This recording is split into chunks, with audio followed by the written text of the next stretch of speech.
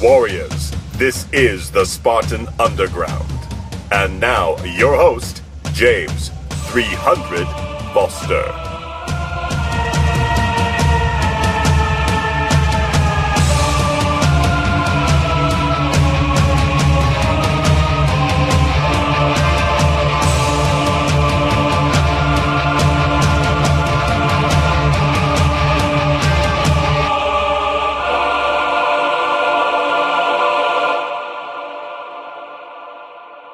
What's up, Spartan Warriors? We're here for episode 10 of the Spartan Underground podcast. I am really excited about this episode. This is somebody I've wanted to have on for a very long time. Somebody I feel is one of the pioneer in jiu-jitsu instructional information. I have my good friend Stephan Kesting on with us tonight. How you doing tonight, Stephan? I'm doing great, James. How about you? Oh, man. I just took my ibuprofen, just had a good training. The vitamin. Yeah, the grapplers pre-workout and post-workout. Had a great training session today, getting ready for my super fight over in Spokane next weekend. So definitely in that stage feeling banged up. But what have you been up to lately? Well, I survived Hawaii. I went to Hawaii for Christmas, and there's lots of jiu-jitsu there, or there is jiu-jitsu there, right? And got there, and I was absolutely sick as a dog, and everybody who's traveling with us was sick as a dog, so there was absolutely no jiu-jitsu in Hawaii for me. Oh, man. That actually, the one time my wife went to Hawaii with her family, the same thing happened to her. She was sick and miserable the entire time they were there. I think it might have something to do with that long flight or something. Well, I think we were all on the downhill slope before getting there. Right. I can't blame the flight. I'm sure it didn't help. But yeah, it's disappointing because I've been looking forward to doing that, and not to mention that there's some just looking at the map, there's some amazing hiking there. So that it would have been a nice combination of two of my passions, which is the jiu-jitsu and the outdoor stuff. But whatever, if you got to be sick, you might as well be sitting on a beach. Exactly. And now you'll have an excuse to go back, right? You go and do all the things that you missed out on doing while you were sick. Well, no matter where you go, you're always going to miss out on something. So, very true. To all you Hawaiians there, you do live in paradise. So I'll come back and bug you another time. Yeah, they certainly do. I actually have some relatives over there, but I've never been over there, so I need to make my way over there. Hopefully, I don't get sick though. Now, for some of the people listening who may not know a whole lot about you, why don't you tell them a little bit about how you got into jiu-jitsu and how you got started working on grapplearts.com and all your instructional DVDs and things that you put out. How did you get involved with that? Around what time did you get started in your jiu-jitsu journey? Well, I guess inadvertently, it was wanting to be a ninja at about age 8. Nice. And working on my mom. And since there was since all the ninjutsu schools in my hometown were invisible or not findable, I was going to have to settle for something like, jiu-jitsu. Man, that's the way. That's the way of the ninja, though. They're supposed to be invisible, right? Yeah, there's that awesome video out there of I'm trying to remember the name of it. It's something about the Ninja Parade. People going to watch the Ninja Parade, and it's the 20th annual anniversary. And once again, the ninjas are not spotted at the Ninja Parade. I remember seeing that one too. That was hilarious. Yeah, so my mom wasn't so hot on the idea of her kid waving swords around and climbing trees with claws. For some reason, I still can't understand. Yeah. And so the best I could get was judo. It took 4 years of lobbying to start with judo, and so arguably judo jiu-jitsu, I mean they're very related arts, was my first martial art. Definitely. And then when I got older and had more autonomy, I went off the path and went down the kung fu rabbit hole and some other rabbit holes. But then kept on coming back to some form of grappling, and I think it was the Gracie in Action videos, the old VHS cassette tapes. Right, I remember those. That was sort of the wake up call, like, hey, there's something happening here, and this is kind of, it's undeniable that if you're interested in self-defense, and ultimately, I don't think of myself as a grappler first and foremost. I think of myself as a martial artist. Right. First, I mean, jiu-jitsu is my favorite martial art, but there's a difference between sort of being a grappler and being a martial artist, I think. So as a martial artist, it was like, okay, there's something undeniable here that we need to take account of. And we started just at the end of Kachikembo class at Philip Gelina's academy in Montreal. He was gracious enough to allow us use of the mat space to roll around. And at that time, we were pulling hair, we were bending fingers, we were trying to put each other, thumbs in each other's eyes. Fish, so good fun. Good old fish hooking. Oh, yeah. Yeah, old school. Well, basically the list of things that you weren't allowed to do in the first UFC we were doing. That was long before the first UFC. Yeah, I remember those days because that was kind of how our grappling was in the style of karate I did. There was a lot of the stuff that we're not allowed to do in jiu-jitsu, pretending like you're pulling ears off and fish hooking and grabbing hair and all that good stuff. But any time spent on the ground, any time spent rolling around, whether you're going for the fish hook or whether you're going for the Ezekiel choke, it's a totally legal choke, doesn't matter. You're still spending time on the ground. You're still basically trying to control somebody's body. You're dealing with weight and momentum and leverage. And so it was still useful, even though we didn't really have a clue of what we were doing. So I look back on those times fondly, and I wouldn't trade it. I wouldn't trade it for the world. Yeah, definitely. You can always glean a lot of good information if you're open to receiving it, right? Like you can look how to apply your lessons from the other traditional martial arts and carry those over into your jiu-jitsu training if you're open and minded enough to be able to do that. Well, and nowadays, somebody in the same position, good Lord, the question is not, okay, back then, information was the choke point. It was the rate limiting step. There was nobody out there showing you how to, get from the guard to the mount, and from the mount to the armbar. You could kind of, sort of, maybe reconstruct it if you had a little bit of judo background and a little bit of traditional jiu-jitsu background, and you watched frame by frame, the Gracie in action tapes, frame by frame. But now it's almost the other problem. There's so much information out there that, you could train, in theory, you could never enter a jiu-jitsu school and get to a pretty decent level just training with your buddies. I mean, it's pretty likely you're going to go down some major rabbit holes, and ideally you are going to some jiu-jitsu school at least once in a while to calibrate yourself against reality. But in theory, there's no shortage. Well, there is no shortage of information. What's missing is the feedback or the context.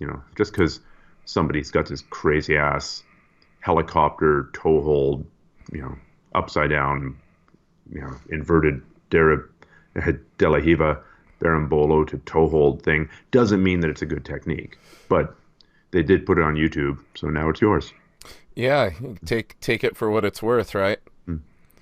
Yeah, I agree. We ran into the same problem back when I was starting. It was just a lack of information. I remember trying to take somebody got a hold of some bootleg VHS tapes of the UFC that they made, and we would try to reverse engineer what Royce was doing. Try to learn how to do the arm bar and the chokes and all the different things that we saw him doing in there. And then I remember there was one book on jiu-jitsu, and on the cover, I'll never forget, it was kind of like this Italian guy in a tank top with a big gold chain. And it was like, you probably saw it because it was one of the only ones back then, and that was like a grappling or jiu-jitsu book back in the day. So it's really amazing how far things have come. We have the opposite problem. We have information overload now. Well, I think it's a better problem to have. Oh, most definitely. But I remember there was this one guy. So there were a bunch of us. We fast forward. We moved from Montreal. Or I moved from Montreal to Vancouver. Now there was another group of us, and we were all training in different martial arts. I was doing mostly judo at the time. I was doing judo and I was doing Wing Chun. And so with the judo, I had a fair bit of grappling in there. That's the area of judo that I specialized in for sure. But the rules of judo grappling and the rules of jiu-jitsu grappling are different. So we would, once a week, a big group of us would get together and we would train. And there was one guy there who was quite a bit better off than the rest of us. And he'd gone and bought, I want to say, the Pedro Carvalho tape. I think that's what they were. Anyhow, they were super expensive. Yeah, and it was like a big, like 12 or 15 VHS tape set, I think. Exactly. And I want to say $300 or $400. I might be making that up. Anyhow, he'd come and he'd show one technique from one of the tapes. And no matter how much you begged him, he wouldn't show you a second technique. He wouldn't let the tapes out of his sight. Wouldn't let that information free. No. I guess it kept him at the top of the information pile. I mean, he for sure. Actually wasn't that tough to kick his ass, but we didn't know what we were doing. We won't let him know that unless he's listening. It's funny, but I think there was something I read that was in a world of infinite content, context is king, right? So we're switching from where there's a paucity of content to the requirement for context, and that's, I think, where you as an instructor, you must run into that all the time, right? Guys come to class and trying some crazy ass combination that doesn't fit in at all with the rest of their game, or is just a stupid technique, or isn't legal, right? Or it does. Spend a certain amount of time firefighting. Yep, it does happen for sure. How would you recommend, with the vastness of, the vast amount of information that's available out there, if you were to speak to a person that was wanting to go out and supplement their training with some online instruction, is there a specific approach they should take, like narrowing their focus down to a certain area, or being aware of the source of where the information's coming from? Do you think they should just dive in there head first, or should they kind of have a little bit of a path laid out for them? Well, I mean, ultimately, most of jiu-jitsu is for fun. So if they I used to have a much stricter approach to this, and no, you should, focus your training. And if you want to get good fast, then you should focus your training. But if you are the type of person who really, really, really, one of these inveterate technique collectors, and you want to know all 35 variations of the berimbolo, and that's what turns your crank, and you're still a blue belt, and you can't actually berimbolo anybody who's very good, but you just enjoy it, man, who am I to argue? If you won't get good as fast. So I think we have to sort of maybe constrain the answer by saying, what's your primary goal here? Is it to get good fast? I think that would help refine the answer. So assuming the person's goal is to get good fast, and assuming if they're a rank beginner, then sure, I mean, they can go and watch techniques and stuff, but at that point, their main goal is to just get a couple of moves that work for them from every one of the major positions. Yeah, so a couple of moves and the ability to survive in the beginning. Yeah. Hopefully there are instructors giving that to them, but there are a lot of people out there with instructors who are too busy with too many students, instructors who don't care, instructors who only enjoy showing super complicated, fancy stuff, and as a result never teach the basics, or people without instructors, or people who can only go to a school once a month and the rest of the time they're training in their basement. So in those cases, the rank beginner should use the internet, but they probably shouldn't be using inverting escapes from side mount. They should be working on their bridge and hip escape, or their bridge, hip escape, and turn into a single leg. Those things are tried and true, and there's a reason for them being tried and true. And once you've got those mastered, then you can start working on your inverting escapes. But ultimately, like you said, it comes back to keeping it fun.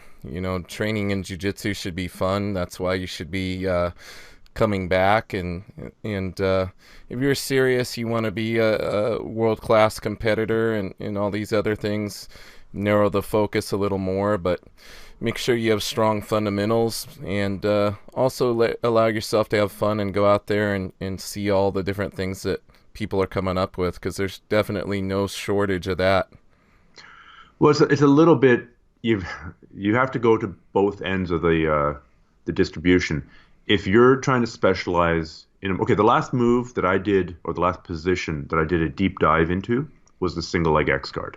Right. It's something I really liked. It fit really well with the X guard. It fit really well with the butterfly guard. It fit really good with the instep or shin guard. So it was the next logical thing for me to focus on. I had, I used it, but I hadn't done a deep dive.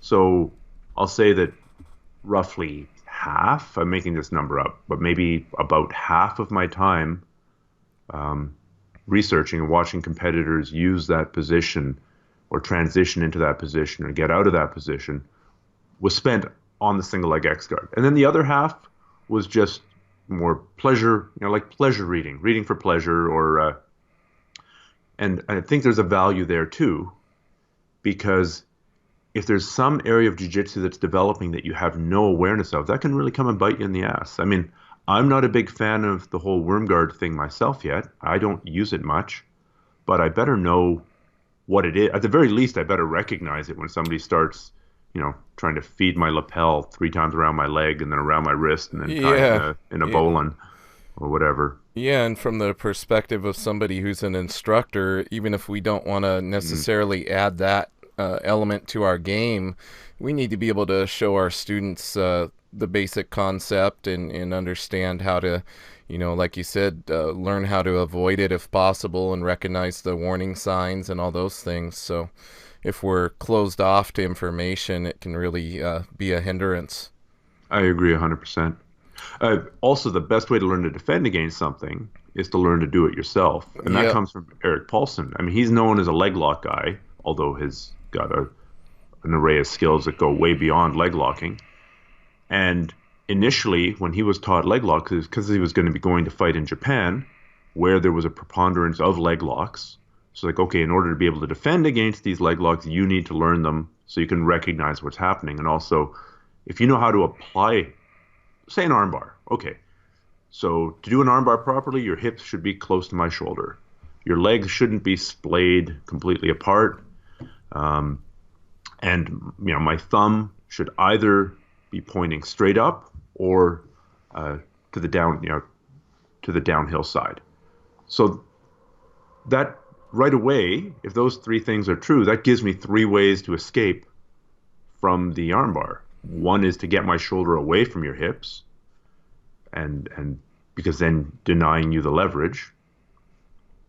And then if I go through each of the other key points, if I twist my hand the other way, then it's much harder for you to apply the armbar. And if I can spread your legs, that was the second point, right? If I can make you do the splits, right, then I'm undoing the effectiveness of the armbar to some extent, and maybe I can find a way out.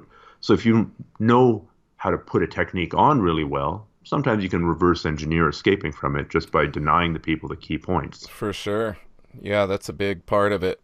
Understanding the move is a huge part about understanding how to counter. So what's the last area of jiu-jitsu that you've been working on, James? For your own game. Let's see, for my game. Or do you not want to just release this after your super fight? No. No, I adapt to the situation, so I'm not worried about going to a specific place. But I actually have been having a lot of fun. I don't know if you've heard of it. There's a type of guard that the guy calls Karu guard. And he's one of Saulo Barros' guys over in Brazil, a smaller guy. And it's kind of like a single leg X kind of position with the overhooking the leg, wrapping the leg, but putting the foot in a different position. So I've been playing a lot with that probably for the past 5 or 6 years, just, really going into the position from every possible situation and trying to control it and understand all the different ways to get there and all the common reactions that people give. And so I've been having a lot of fun with that. I've been stubborn with my approach on that. I've been practicing it for a long time. I haven't even broke it out in competition yet. Maybe next weekend will be a good time to do that. I don't know. It's funny. I saw Bernardo Faria teach a seminar. At the end, he rolled with everybody and he tapped every single person with an omoplata. Yeah. In competition, I think he's finished one guy with an omoplata. So sometimes there's these parallel tracks of what people are training on, and I guess to have as an ace up their sleeve if everything else goes to hell. Yeah, exactly. Usually you see him go to deep half and hit his deep half sweep and come up top and hit his over-under pass. And, don't see him with people in his guard a whole lot hitting that omoplata. Yeah, it's a great example of game plan design, which is another thing I suppose that your instructor can help you pick out techniques that are more applicable to your game. But hopefully a good instructor is also helping you put those techniques together into sort of an effective game plan where, your guard sweep works together with your guard pass at the most simplistic level. Yeah, and playing to whatever is beneficial for your attributes too. I think a good instructor will kind of direct you in the way to play to your strengths. I find that so funny coming from you. You just been talking about working a small guy guard for the last 5 years. You're bloody gigantic. But the last time I saw you, you were busy inverting another quote small guy maneuver. Hey, I identify as a little guy. I'm a big guy or little guy trapped in a big guy's body, right? Well, I suppose if it keeps it better than the other way. Hey. My A game is always going to be on top, so what's it hurt to go and build my overall knowledge of jiu-jitsu and work from my back, because I can always come back to the top game. It's always going to be there. Mm-hmm. So that's kind of how I've always approached it. My one of my first instructors was a very small guy. He's about 5'4", 5'5", and back then he was like 145 pounds, and he just told me, he said, James, you have to start every round with the person in your guard, and the only way you're allowed to be on top is if you get a sweep. So I played off my back for many, many years, and the way he explained it was similar to what I was just saying about, you're always going to be more naturally prone to being good from the top because of your size and everything. So what's it hurt to work from your back for a while and get a complete game there? Mm-hmm. Well, there's a problem there, I think, with some people, because if they're the smallest guy in the class, they're going to end up spending a ton of time in the guard and on the bottom. And they're going to develop a really killer guard game. And if you're the biggest guy in the class, as you point out, there's always a tendency that you're going to be the smash and grind guy from the top. But if you actually go compete, the little guy is going to be mostly competing against other little guys. Yes, the big guy's going to... Yeah, from a competition perspective, that definitely plays a big factor. Yeah, so then I would definitely say it's rare to find big guys with effective guards, and it's slightly rare to find little guys who are better at the top game than they are at the bottom game. Yeah, so kind of rare to see the little rooster weights smashing their way through, huh? Mm-hmm. It's usually more of a double guard pull kind of situation and see who gets the sweep or gets to the back. Yeah, well, I don't know. Those double guard pull situations, they're technically interesting, and I think you should train them. But I don't know, at that point, the Carlson Gracie lineage in me just bubbles up and like, somebody stand up, damn it, just crush the other guy. Yeah, I feel the same way when I see that. I call it stripper pole guard. Trying to rotate around the stripper pole. Yeah, but any sport you have and any set of rules that you have, people are going to do their very, very best to game it. Nobody wants to lose, right? So. Oh yeah, definitely. It exists. It exists everywhere. So I mean, it's yet another. Although the double guard pull Berimbolo thing seems to have stuck around for a fair amount of time. I mean, I thought 50-50 was the end of the world. Yeah. And it does not seem to have negatively. It doesn't seem to have had as long residence time. It hasn't stuck around for as long as I thought it was going to. Yeah, I've noticed a little trend recently of a little less berimbolo and more guys getting into single leg X. That kind of seems like one of the things I see a lot more people going to in competition now. Mm-hmm. So maybe we're in a trend for change, but with jiu-jitsu, it's kind of a retro thing. Probably 2 or 3 years from now, it's going to be back to regular De La Hiva or some other position that people forget about, or there's this amazing position I've heard about, this amazing guard position where if you're on your knees and I'm on my back, I take both my legs and I put them around your waist and I cross my ankles behind your back. Holy cow. It's radical. What would somebody call that? Like maybe a closed type of guard or something? Yeah, I think closed guard for for brevity. For a lack of a better term. Yeah. Well, I mean, part of it is it's a paper, scissors, stone situation, right? If you spend all your time becoming super good at berimbolo and countering berimbolo and knowing every aspect of that game, then somebody comes and puts you in a different position that you just haven't spent as much time in, then now you've got to, and maybe you have a tough time, now you got to go readjust. In order for you to change your game, there's an opportunity cost, because you've got to go and spend time training something that's not your main game. Right. And really the best competitors have this uncanny ability to force people to play their game, which is amazing. Yeah, they can direct them into their strong position from almost everywhere. Yeah, I guess Amanda Nunes and Ronda Rousey is a good example of that. Oh, for sure. Has kept Rousey in the striking range, and I think Rousey tried to clinch one time, if I remember correctly. She tried twice, and Amanda just kind of took an angle and pushed her off both times. But yeah, I think I agree from the technical aspect on that one. I also think the mental game was a huge factor in that one. I just don't think she was there. I think that other loss took a lot out of her, and she had said some things in her interview on Ellen several months before that kind of were the telltale signs of things you shouldn't say if you're if you're aware of mental training in the mental game. She was kind of giving some signs that her heart wasn't really into it anymore.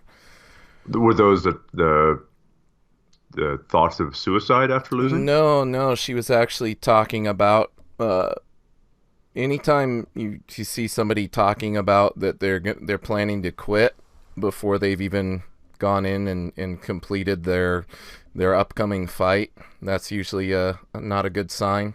She was already okay. I did not see this interview. I just saw the headlines from it. Yeah, so she was already saying like, this will probably be my last, or I might do one or two more fights, kind of thing, and just her mannerisms and posture. She kept looking down a lot when she was giving the answers. She looked like she had a total lack of confidence going into it.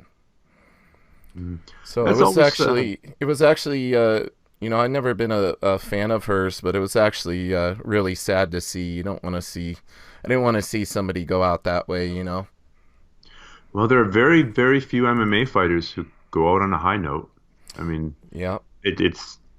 I think the money is a big lure, and I've known fighters who, how else are they going to make 20 grand in a couple of months? Yeah, right? or 24 grand a second, like Ronda made. I think they said she made $3 million on that fight.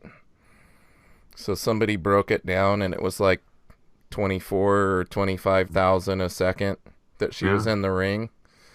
I mean, that's astronomical. So, well, what I try and tell fighters who are trying to decide whether they should quit, and they never listen. No, well, that's one of the things that goes hand in hand with training fighters. I guess you want somebody who's super stubborn and does not give up Exactly. and has strong mental toughness, but unfortunately that can translate to a lack of coachability as well. Um, is, they've got to think about legacy. So Ronda Rousey made, was it $3 million for that fight? But how many millions of dollars of movie roles did she leave on the table by Yeah. screwing that up? Uh, Similarly, say you got some, B fighter who's not fighting the UFC, he's fighting in other promotions, but he ends his career on, 5 losses or something. Well, if his big life plan is to open a school, potential students are going to know that this guy, went out on a downhill trajectory. Yeah. And I think that's a tough legacy to exit the sport with.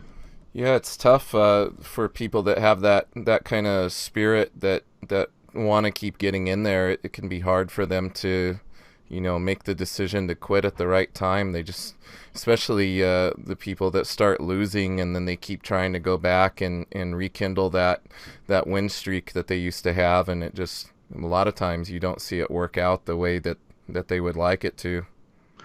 Well, one thing I've seen a lot of is they still have the desire to win, but they start losing the desire to prepare to win. Right. I mean, that's not always true. Some people are just in there grinding in the gym day after day after day. But at a certain point, one guy I knew summed it up like, man, when I started training for MMA, I just wanted to train every day. I wanted to train 3 times a day.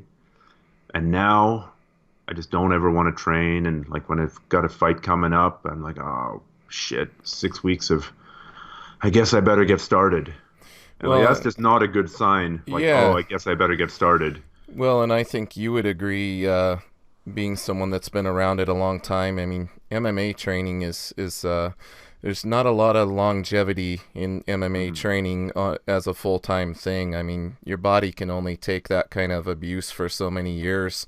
I mean, they have so many injuries and are so banged up. A lot of people don't realize pretty much none of those people are 100% going into those fights. They're all going in there with nagging injuries and things that happen during camp and everything else. So people are so sure, the guys on the couch are so sure that they know why the guy lost. Oh, look at that idiot. He was keeping his hands down. You never keep your hands down in a fight. Well, who knows? Maybe his rotator cuff was hanging together with, 2 little muscle fibers, but he agreed to fight and didn't want to pull out of it. I mean, I've known boxers who fought with broken hands.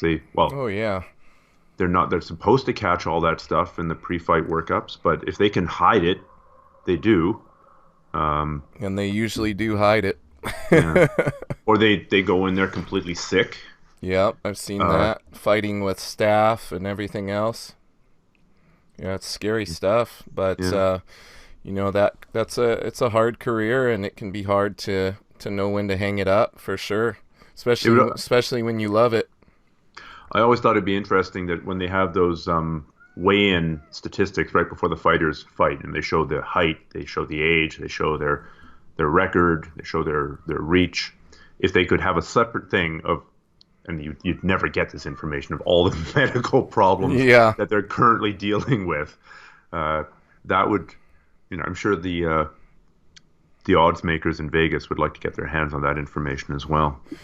Yeah, for sure, and not to mention the damage they do to themselves with the extreme weight cutting that a lot of them participate in.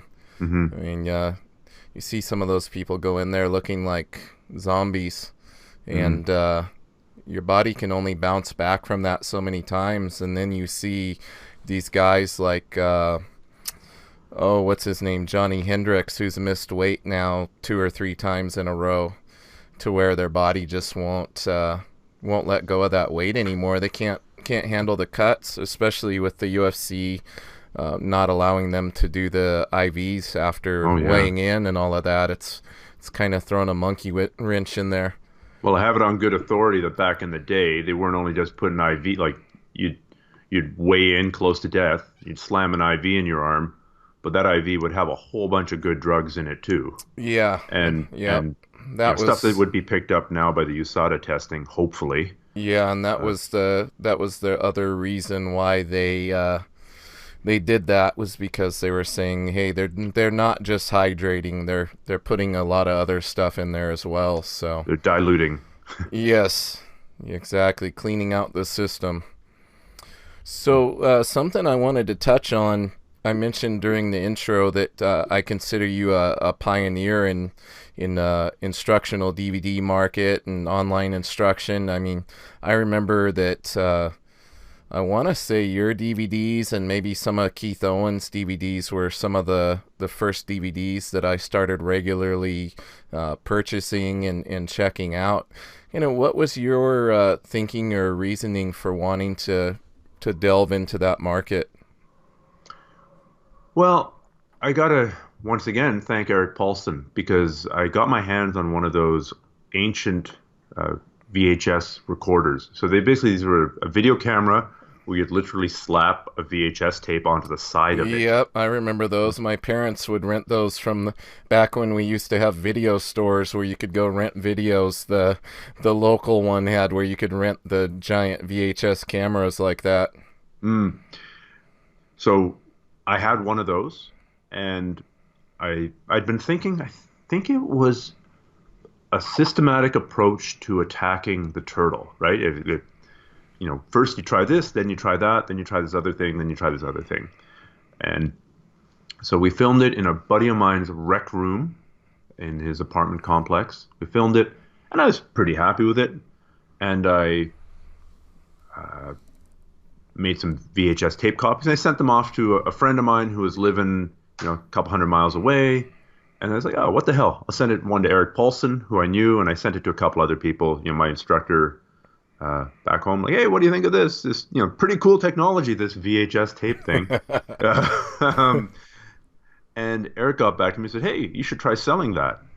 And I'm like, you've got to be kidding. I'm just a purple belt. Who'd ever buy something from a purple belt? And he gave me examples of a couple other purple belts and brown belts who were selling stuff. Right. He goes, well, and you're a really good teacher. And so, and you're one of my instructors, so go ahead and sell it.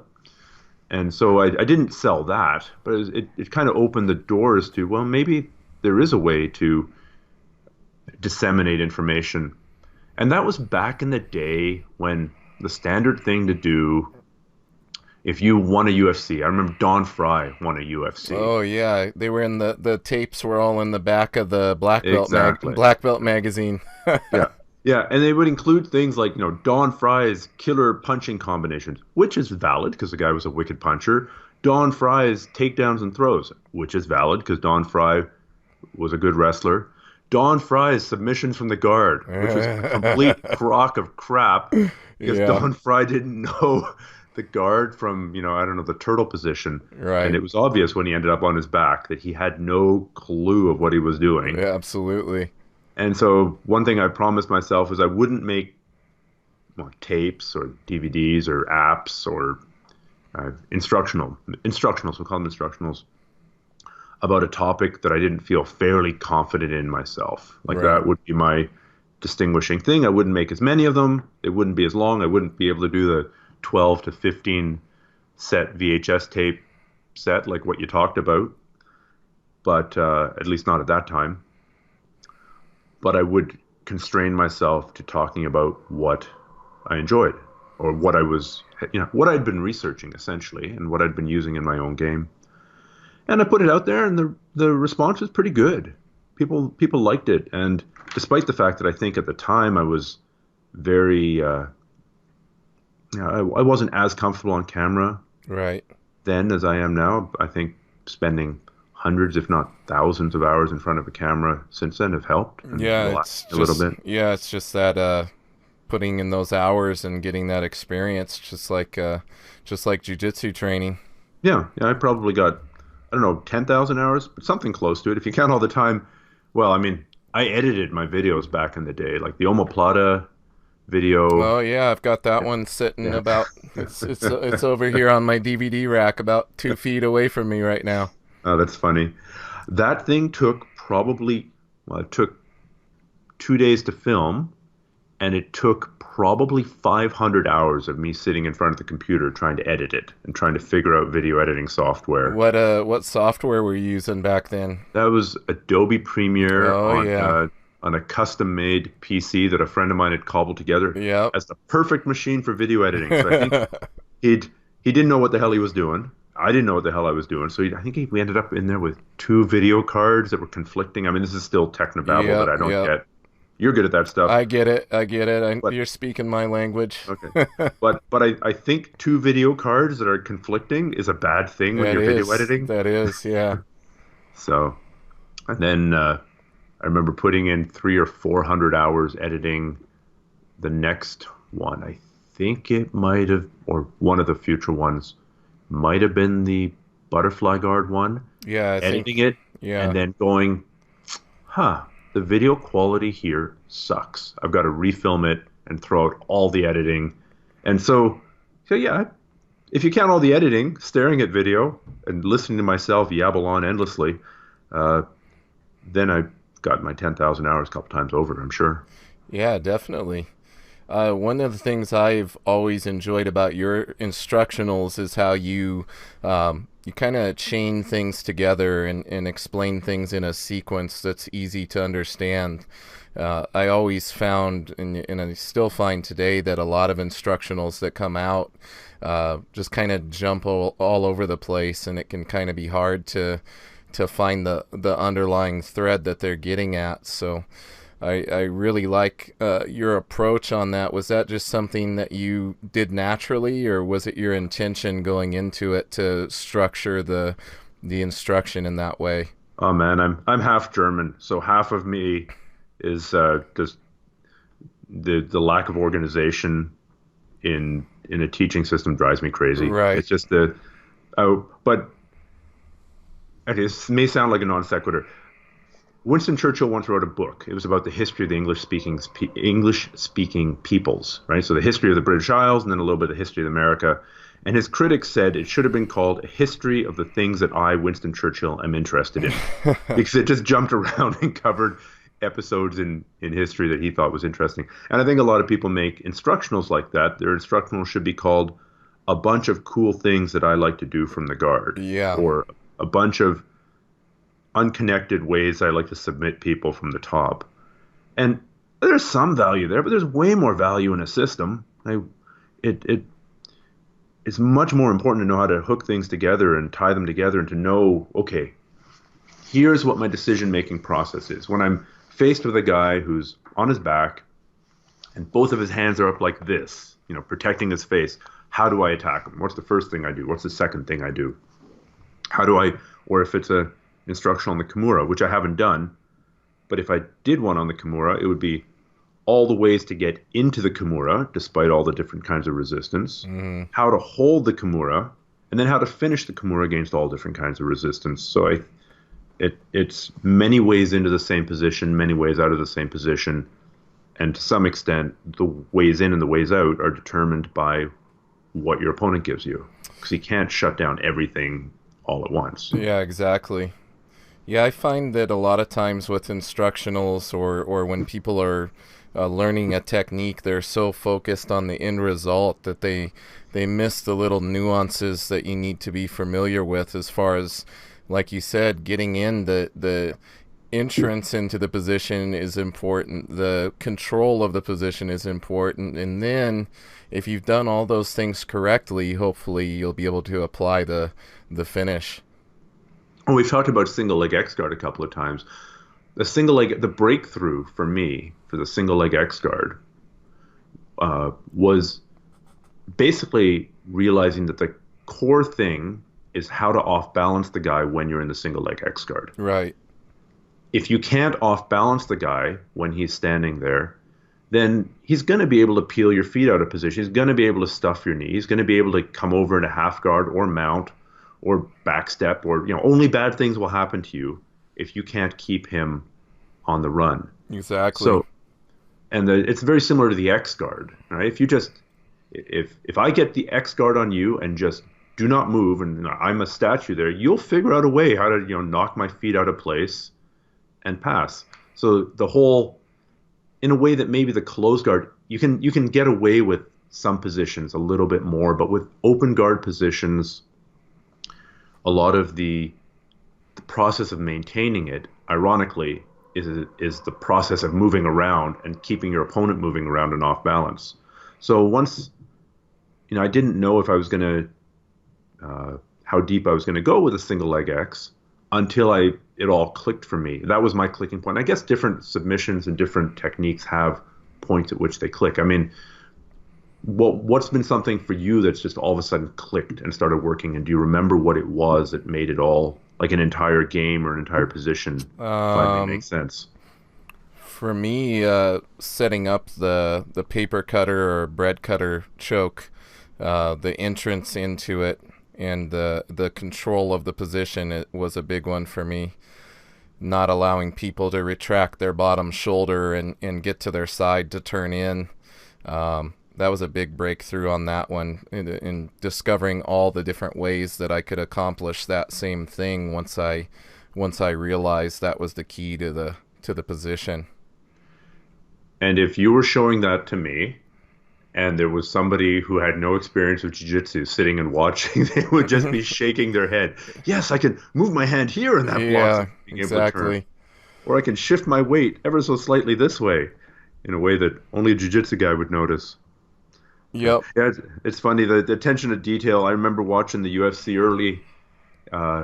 in the early days when there was no understanding of groundwork at all, except for the jiu-jitsu guys who were watching. Yeah. And there'd be a bunch of drunk, the trailer park crowd would come down, the jiu-jitsu guys would come down, and the only place in town showing it was a strip club, so we'd all be in the strip club.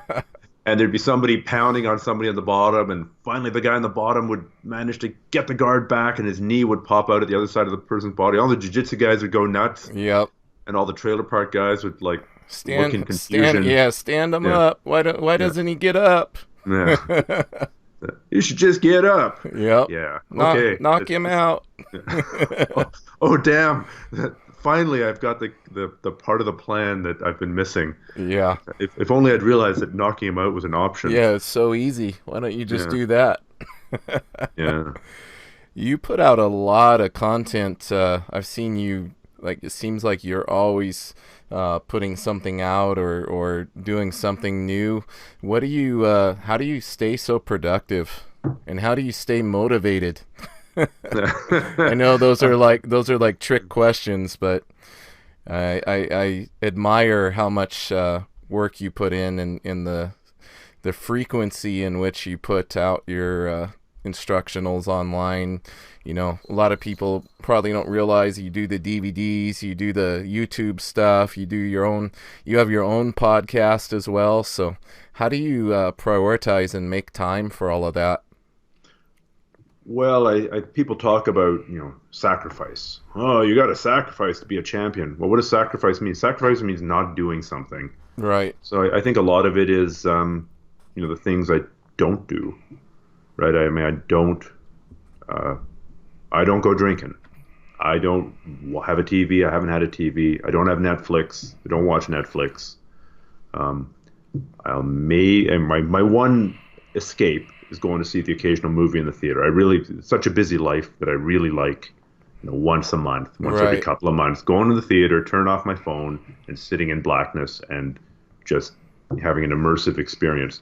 But other than that, I'm either doing jiu-jitsu or working on jiu-jitsu stuff, right?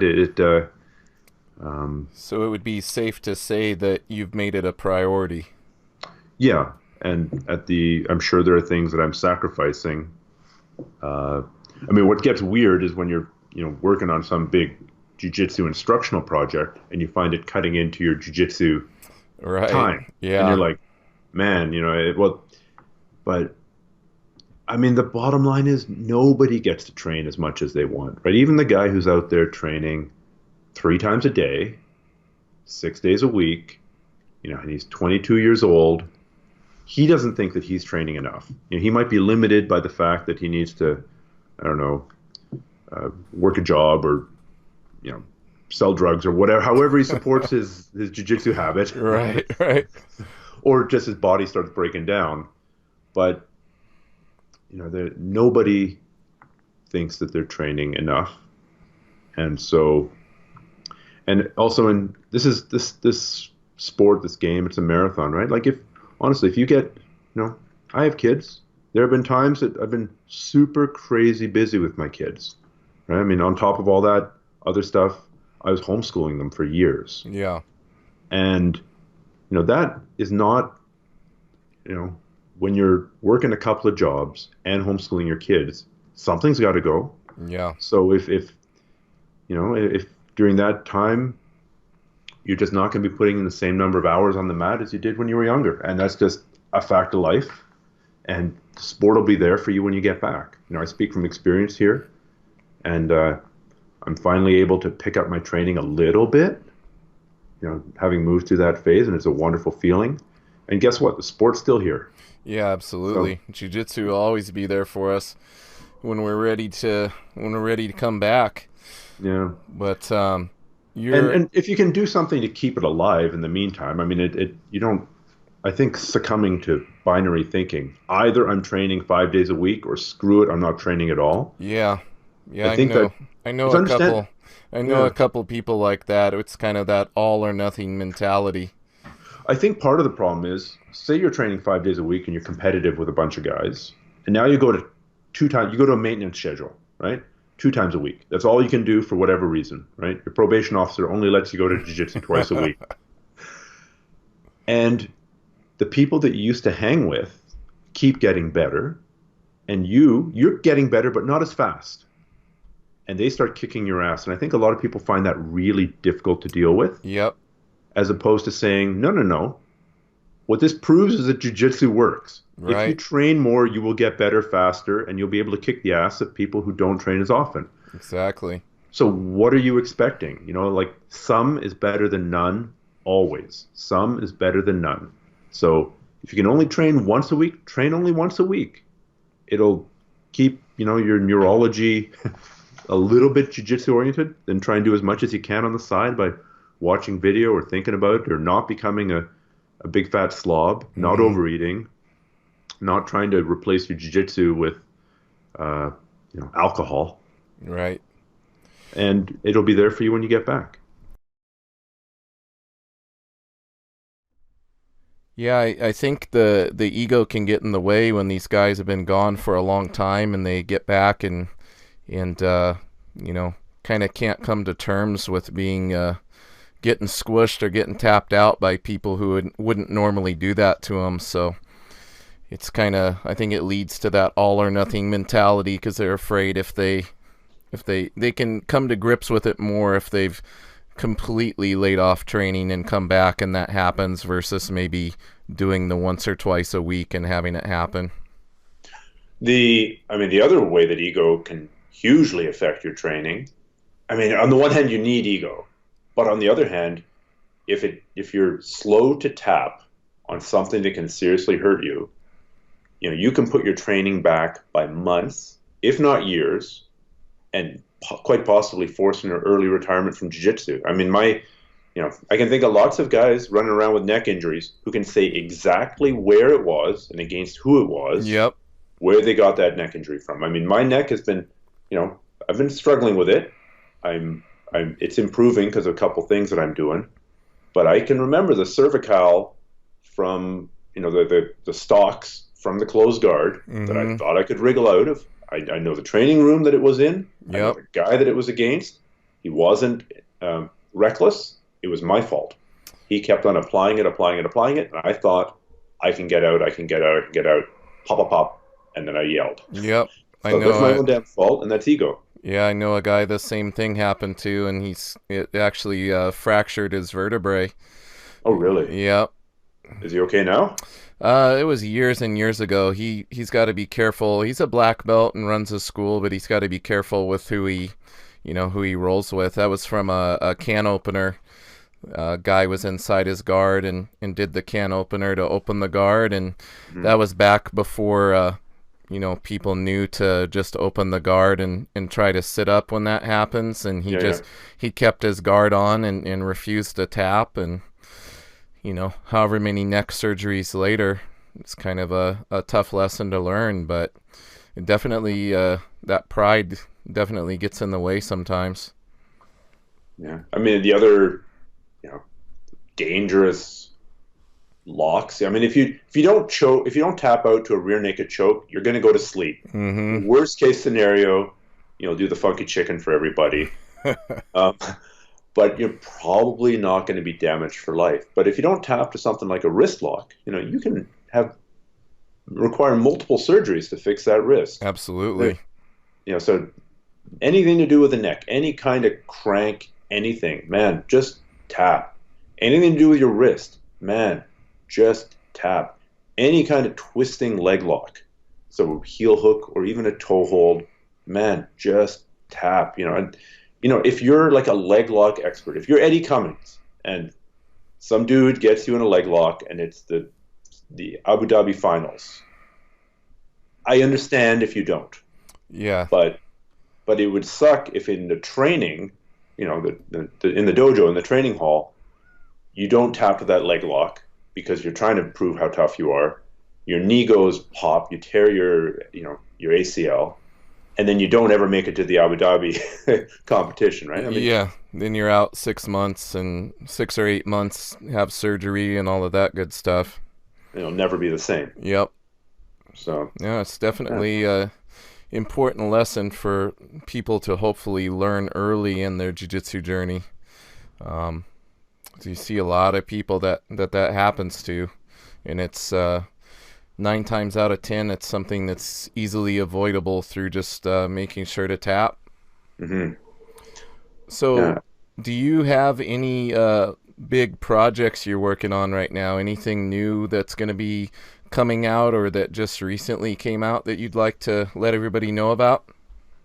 Well, I suppose the last thing to come out was the BJJ Formula apps and DVD set. So it's available as an app, as a series of 4 apps, or the DVDs that I did with Rob Bernanke. And those were interesting because they were very, very biomechanically based, right? That was the basis of the whole thing, was taking a look at the underlying principles of jiu-jitsu, things like base, posture, structure, and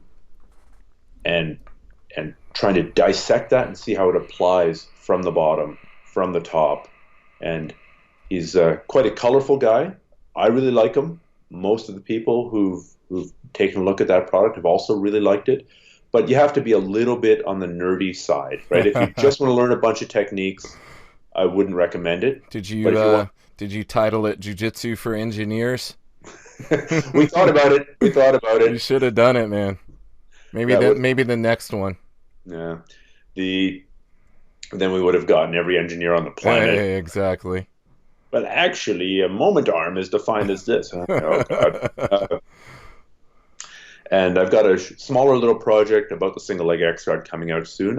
I've also got a couple other projects coming up that will be filming fairly soon, but they're still top secret. So basically, if you're interested in any of that, what I tell people is, of course I make announcements on social media when this stuff comes out, but it's so easy to miss stuff on social media. I mean, I've got, if you and I are friends, and I figure maybe I catch every 10th, maybe every 20th post that you do, and it's not anything personal. It's just I got tons of incoming messages. Yeah. You didn't even know I had a podcast, and now you're on. Now you're on it. Exactly. So the best thing to do for my stuff is to go to my site and sign up for my email newsletter.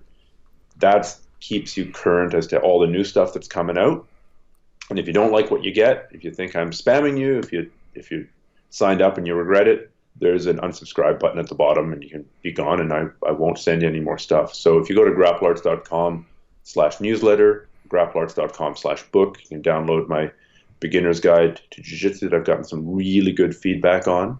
It takes that whole idea of get good at a couple of techniques from every one of the major positions and goes into the major positions. Yeah, you have your roadmap for jiu-jitsu on there. I'm looking at that right now. That's great. Arts.com/book, and there's also an app version of that. But yeah, go and sign up. Give me your email. See if you like the stuff that you get, and if you don't like it, don't worry. You can easily unsubscribe, and that way you'll stay current with all the many balls I've got in the air and this crazy juggling thing that's known as running a jiu-jitsu business. For sure. And on the App Store, if they're looking for apps, can they get those through iTunes? And do you have your apps on Android as well, or is it just on Apple for now? No, they're Android as well as Perfect. as well as iOS. Easiest way to find them all is to go to grapplearts.com/apps. Right there's one free one, the roadmap, and there are a couple low-priced ones that are kind of stuff that everybody should know, everybody should have, and then there are a whole bunch more, premium-priced ones that go into very specific aspects of the game. So you might choose just a few of those, or you might choose just one or two of the series in there. For example, the Rob Bernacki BJJ Formula apps, that's a set of 4 apps, right? The first one is just all about the underlying concepts.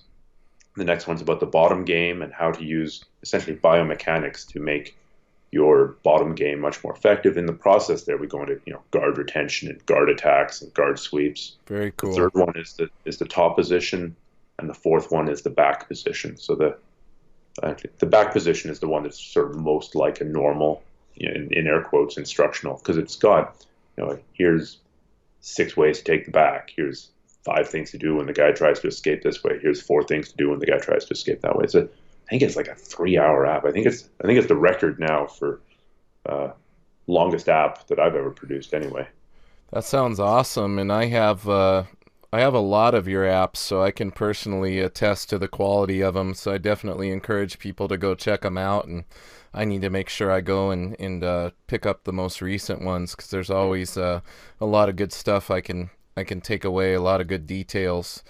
And I was going to ask you, I've been bugging you for years to come and do a seminar at my school, and I know you don't do many seminars because you're so busy, but would you make an exception for your old buddy 300 one of these years?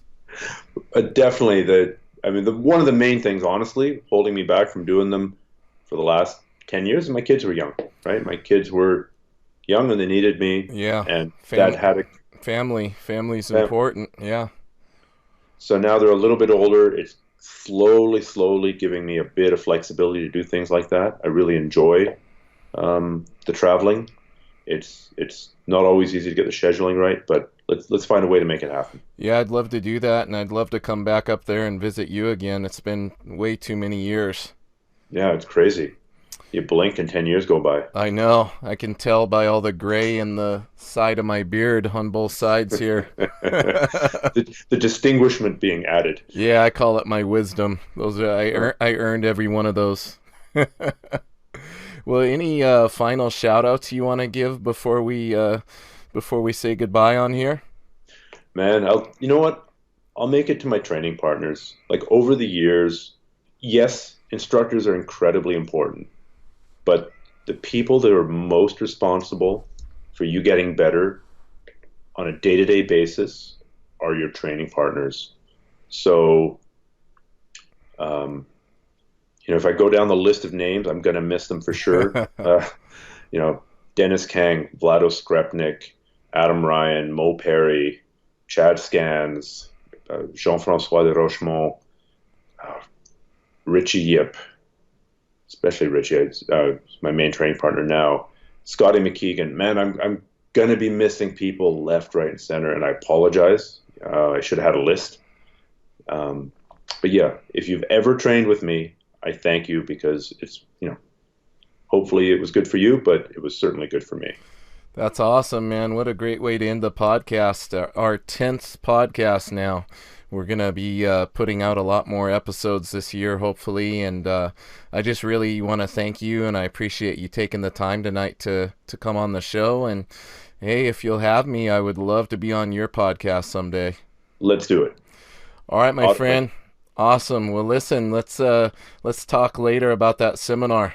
We'll make it happen. Awesome. It's been a pleasure. All right, my friend. You have a good night.